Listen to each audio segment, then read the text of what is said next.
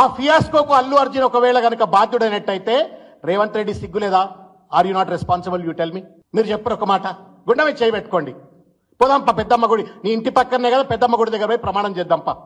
నీకు రేవతి చావులో నీ పాత్ర లేదా నాకు చెప్పు. If you'd have been an efficient home minister, నీ సిపికి, నీ డీసీపీకి, నీ ఏసీపీకి, నీ సిఐకి, నీ పోలీస్ వర్గానికి అవసరమైనటువంటి రీతిలో సెక్యూరిటీని డిప్లాయ్ చేసి ఉండేవాడివి. నువ్వు 29వ తారీఖు నాడే రవి గుప్తా ఎవరైతే ఫార్మర్ డీజీపీ ఉన్నాడో, ఇప్పుడు special chief secretary to the government, ఆయనే ఒక మెమో ఇష్యూ చేసిండు.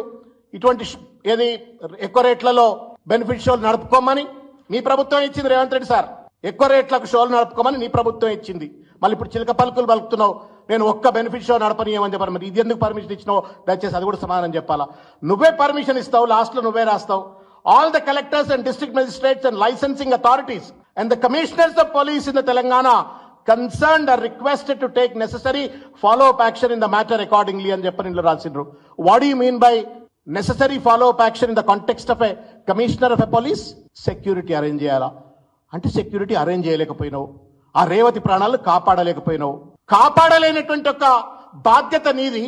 ఒకవేళ అల్లు అర్జున్ గారు మీరన్నట్టుగానే, let that has to be proved now, నువ్వు అన్నట్టుగానే పర్మిషన్ తిరస్కరించిన అంటున్నావు. ఎక్కడ తిరస్కరించిన ఆ లెటర్ అయితే ఇంతవరకు బయట పెట్టలే. నేను చూసిన పోలీస్ వాళ్ళు పాపం, there are good officers. I know some of them close గా ఇంటరాక్ట్ అయినటువంటి వాళ్ళు. I have great respect to even Anand also, a proud Osmanian, a highly brilliant officer. I have great respect to him. But then I think they seem to have also been pushed and pressurized to have that kind of a press meet today. ఏం video అండి ఇది నాకు అర్థం కాదు.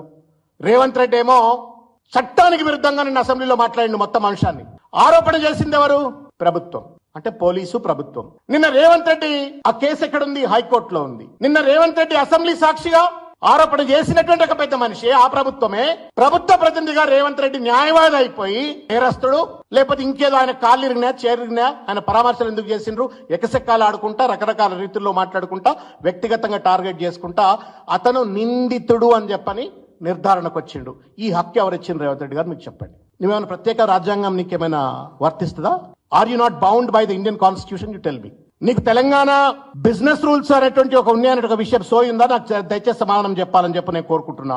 Rules of procedure and conduct of business in Telangana legislative assembly అని చెప్పని ఒక పుస్తకం ఉంటుంది. ఇగో ఇది పుస్తకం. అయ్యా రేవంత్ రెడ్డి, నీకోసమే ఈ పుస్తకం, నీకోసమే సార్ ఈ పుస్తకం.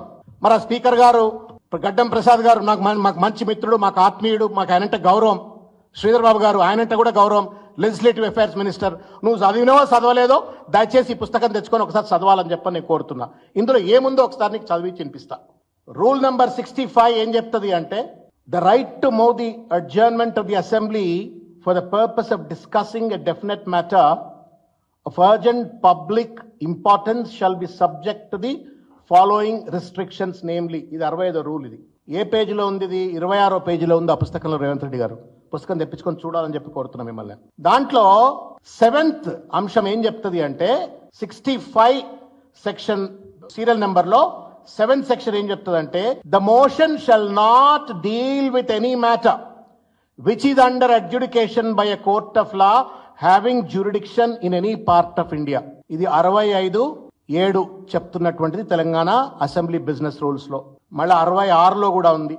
No motion which seeks to raise discussion on a matter pending before any statutory tribunal or statutory authority performing any judicial or quasi-judicial functions or any commission or court of inquiry or a competent authority appointed to inquire into investigate any matter shall ordinarily be permitted to be moved only by the speaker when the speaker is convinced that it is not likely to prejudice the consideration of such matter by the tribunal or commission or court of inquiry or a competent authority.